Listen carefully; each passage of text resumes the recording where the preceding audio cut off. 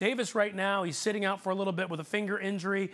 There becomes this issue of if he is healthy, does he come back or does he say, let me sit a little bit because I want to go soon? What does he do? He'd like to play, Ryan. I talked to Rich Paul, LeBron James and Anthony Davis's agent, and he said that while he communicated to this team, it was done out of professional courtesy to let them know he doesn't plan to sign the extension. He is totally committed to playing for whatever team he is on this year. If that team is the New Orleans Pelicans, he will play and compete to his best level. Whether or not that happens is really not up to Anthony. It's going to be up to the Pelicans. And they've got to make a big decision about whether to make this trade the next 10 days before the deadline or wait until the summer when the Celtics can enter the race and the bidding changes in a lot of different aspects.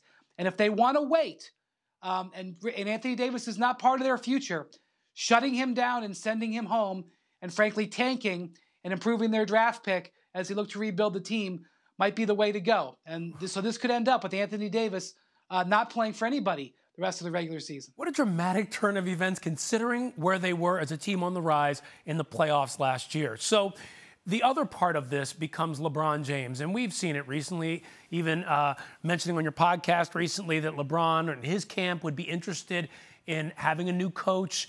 LeBron sending those signals about Davis. Now this issue with LeBron's agent, Rich Paul, making this statement. Is this all part of a LeBron orchestration? Because that's the question a lot of people ask.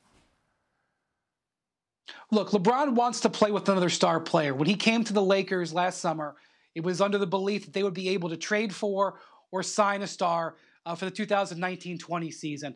If it can happen this year, that would be wonderful. Of course, he wants to play with Anthony Davis.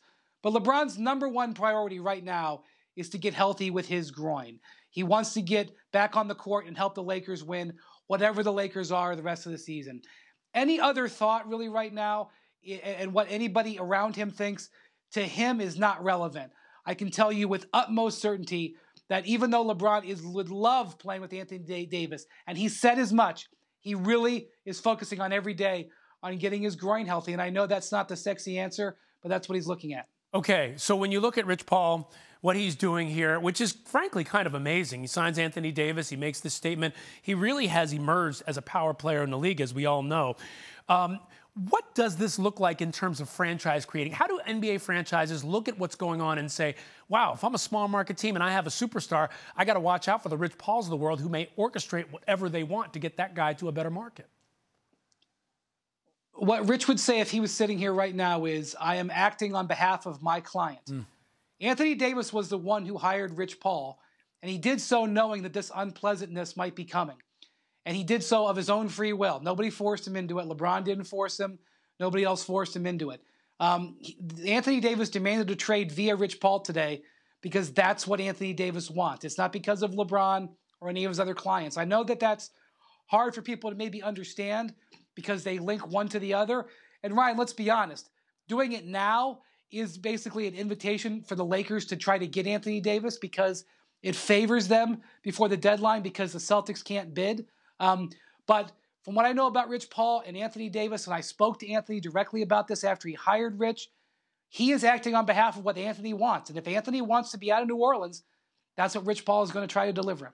So then if he wants to be out of New Orleans, it's one thing, but depending on where he wants to go is another. What does his leverage look like at this point, considering what Woj just talked about in terms of what Boston can do, in terms of New Orleans possibly waiting to do something? Well, he has pulled one lever, which is to ask for the trade. He has one more lever to pull, which is if we get to the cusp of a trade, the team that's going to trade for him is going to ask to talk to him about what he wants in his future. And he is going to be, at that time, to be able to communicate whether he is interested in signing with the team that wants to trade for him. That is the one game that he still can play. Whether he wants to play that game and push it to the nth degree, we'll have to see. I would say this. I don't think it's necessarily a foregone conclusion that Anthony Davis wants to play for the Lakers. But in talking to his side, I do think he has a short list. I think it includes the New York Knicks. I think it includes the Boston Celtics and maybe a team or two beyond that. But essentially, that's his short list. And if you're not on that list and you trade for him, you could be looking at a year-and-a-half rental. And I think just as Rich Paul was transparent and open with the Pelicans asking for this trade and stating Anthony Davis's intentions, he would say the same thing to a team that wanted to trade for him that was not on that list.